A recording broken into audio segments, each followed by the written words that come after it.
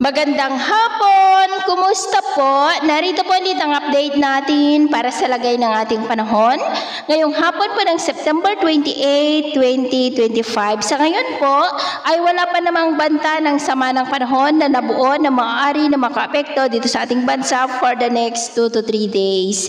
Easterlies ngayon ang umiihip lalo sa silangan ng ating bansa. Ito po ay mainit na hangin na mula po sa Pacific Ocean. Pero mula sa kumpol ng kaulapan na nandito ay may nagbabanta na mabuo na sama ng panahon after 2 to 3 days, posible po sa Martes at consistent ay pinapakita na lalakas yan bilang bagyo bago muli mag-weekend at papasok sa ating area of responsibility at tatawagin sa local name na Bagyong Paulo na banta po muli lalo na dito sa Luzon at ito nga pinapakita ng forecast model na ating ginagamit hanggang sa susunod na 2 linggo ay may banta ng 2 bagyo na maaari na mabuo. At sa lagay ng ating panahon, ngayong hapon dahil sa mga localized thunderstorm, dulot ng easterlies ay nakakaranas ng maulap na kalangitan na minsan ay may mga pulo-pulo na mapag-ulan sa ilang bahagi ng Ilocos Region, Cordillera, Cagayan Valley, Central Luzon, Metro Manila, Calabarzon, Mimaropa,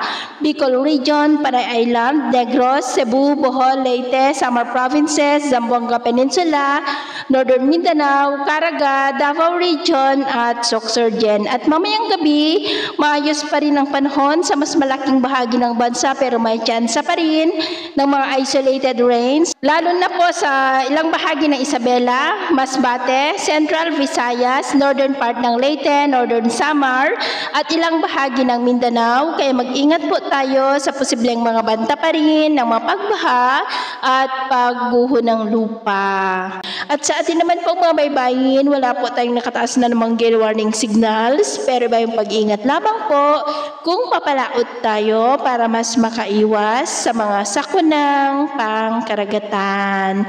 So ito po ang latest update natin sa araw na ito. Ako muli si James na nagsasabing sa kahit na magsubok po na darating sa ating buhay, huwag po tayong mawawalan ng pag-asa. Thank you and God bless!